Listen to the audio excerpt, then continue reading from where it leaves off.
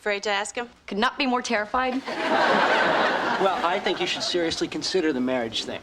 Give Rachel another chance to dress up like Princess Bubblegum. Welcome to MsMojo, and today we'll be counting down our picks for the top 10 savage Chandler moments on Friends. Okay, I was wrong. That's what they used to cover Connecticut.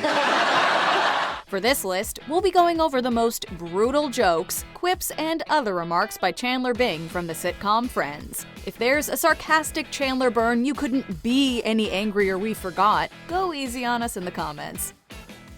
Number 10. Chandler's crime. Chandler deals with his stress in a number of ways. Usually it's through humor, but when that wasn't enough, he used to smoke. Think of it as the thing that has been missing from your hand.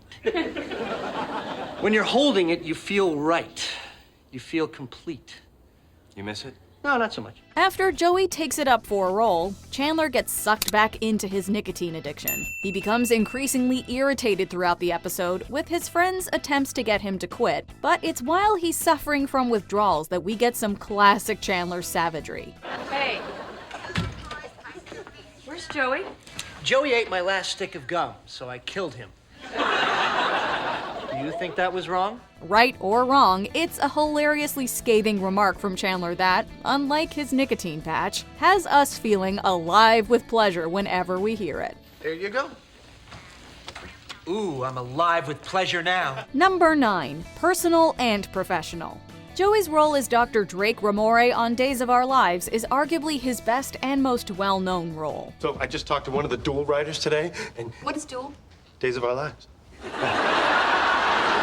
Anyway, you're not gonna believe it. My character is coming out of his coma. So when he gets the call that the good doctor is coming out of his coma, he rushes over to tell everyone. But he follows it up with an apparent non sequitur that he'll also be receiving a new brain. Chandler, never one to waste an opportunity, interjects with yet another one of his clever remarks. And not only that, I'm getting a new brain.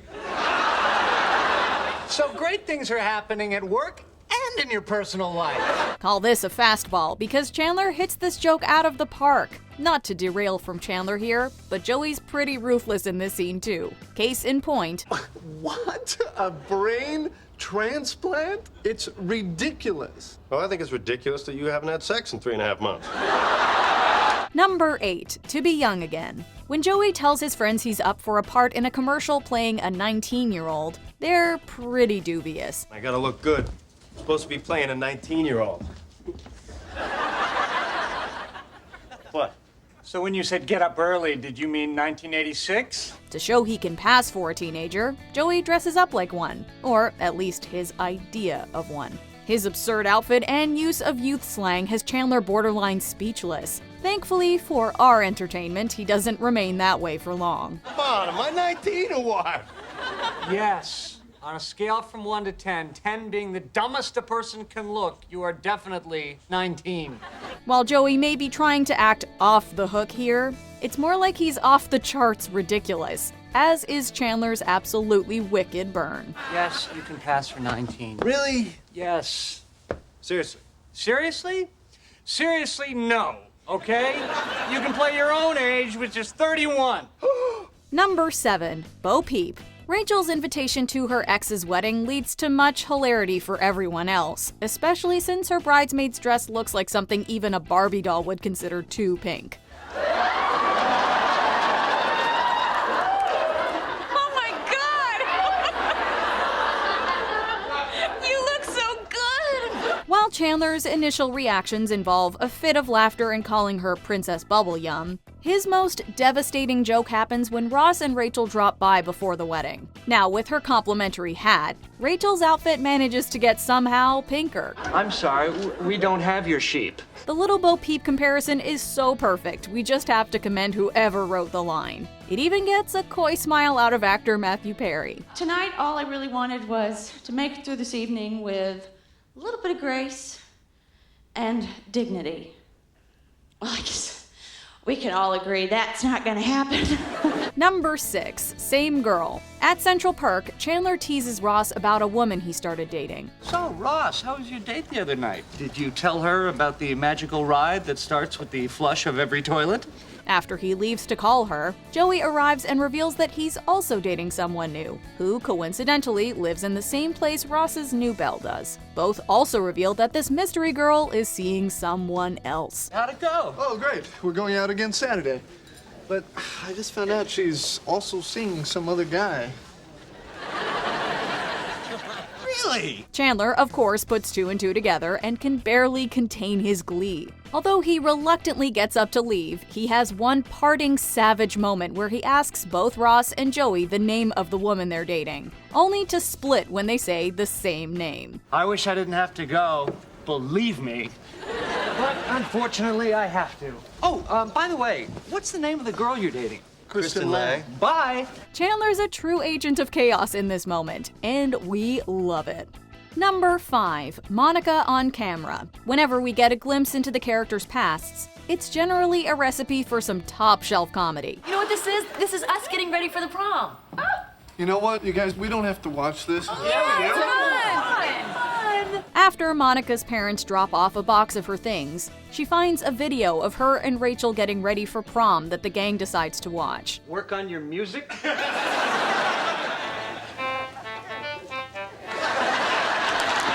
Let's just say much is revealed. We don't condone fat shaming, and this is certainly not Chandler's finest hour, but there's no denying that his quip here is among his most savage insults. Some girl ate Monica. Shut up. The camera adds 10 pounds. So how many cameras are actually on you?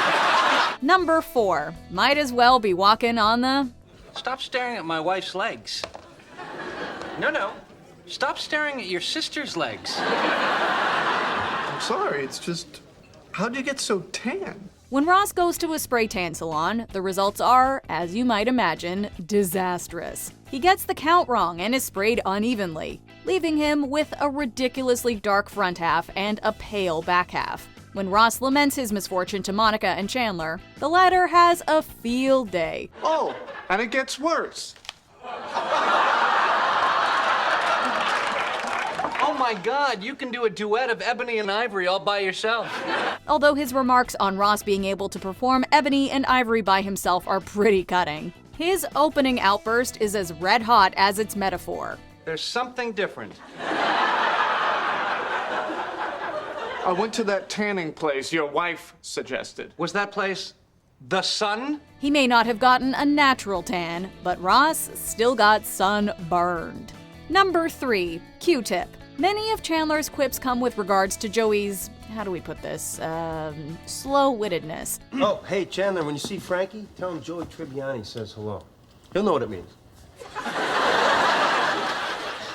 You sure he's gonna be able to crack that code? But this line easily tops all the others. When Chandler asks his friends to recommend a good tailor, Joey suggests his longtime one, Frankie. Hey, anybody know a good tailor? You need some clothes altered? No, I'm just looking for a man to draw on me with chalk. He claims to have gone to him since he was 15, or 16, whenever 1990 was. At any rate, Chandler's cutting response is absolutely brutal. No. Excuse me. 15. All right, when was 1990? Okay, you have to stop the Q-tip when there's resistance. The line is actually a favorite of Matthew Perry's, and it's no wonder since the actor reportedly came up with it himself. Even the physical comedy here is on point. Number 2. Scottish. Monica and Chandler's wedding has everyone abuzz. Even Ross is looking to do something for his sister and best friend on their special day. Okay, well, yeah, I guess I could do that too. 2? Yeah, I kind of have something else planned for you guys. Unfortunately, he decides on learning to play the bagpipes. It's not long before the happy couple hear Ross practicing and become decidedly less happy. While Monica's setup is great, Chandler really goes for the jugular with his response. Why is your family Scottish? Why is your family Ross? If Chandler was worried about hurting Ross's feelings, comments like these probably aren't the best way to avoid that. If his soon-to-be brother-in-law heard that remark, he'd deflate faster than his wheezing instrument. How did you know about that? We heard you play all the way from your apartment. Were you the ones who called the cops? That's not really important right now. Before we get to our top pick, here are a few honorable mentions. Bambi's mom. Oof, right in the childhood. Well, see, now that I can see crying over, but Bambi is a cartoon. You didn't cry when Bambi's mother died? Yes, it was very sad when the guy stopped drawing the deer. Hannibal Lecter. Eddie doesn't even seem like he appreciates a nice Chianti. That's it. It's over. I want you out. I want you out of the apartment now. Whoa, what are you talking about, man? Hannibal Lecter? Better roommate than you. No. Lion Tamer. Are we the only ones who think paleontology's cool? Okay. No accountants. Oh, and no one from, like, legal. I don't like guys with boring jobs. Oh, and Ross was like what, a lion tamer? A.A. Milne. So what's the verdict? Do we think the quote is accurate? All right, you will notice that I am fully dressed. I, in turn, have noticed that you are not. So, in the words of A.A. Milne, get out of my chair, dill hole. Success? Low blows? Can we interest anyone in some low blows? Ross! Okay, maybe it wasn't my best decision, but I just couldn't face another failed marriage. Okay, let me just jump in and ask, at what point did you think this was a successful marriage? Before we continue, be sure to subscribe to our channel and ring the bell to get notified about our latest videos. You have the option to be notified for occasional videos or all of them. If you're on your phone, make sure you go into your settings and switch on notifications. Number 1. Resolutions Rant. New Year's prompts the gang to share their resolutions for the coming trip around the sun. After Chandler mocks some of his friends' aspirations, he makes a bet with Ross to go a week without making fun of them. I'll take that bet, my friend. And you know what? Paying me the $50 can be the new thing you do that day. And it starts right now. Unfortunately for Chandler, his friends give him plenty of ammo, from Ross wearing leather pants, to Phoebe's regular brand of guitar instruction, to Ross's new girlfriend's name. Oh, guess what? I have a date with Elizabeth Hornswoggle. Hornswoggle. Oh, this must be killing you. The fact that all of them ignore the obvious joke potential is enough to drive Chandler to his wit's end. By the end of the episode, he finally caves and pays Ross, before going off on a rapid-fire rant. One that's strangely satisfying for both him and the audience. And Ross, phone call for you today. Tom Jones. He wants his pants back. And Hornswoggle, what are you, dating a character from Fraggle Rock? Do you agree with our picks? Check out this other recent clip from MsMojo. And be sure to subscribe and ring the bell to be notified about our latest videos.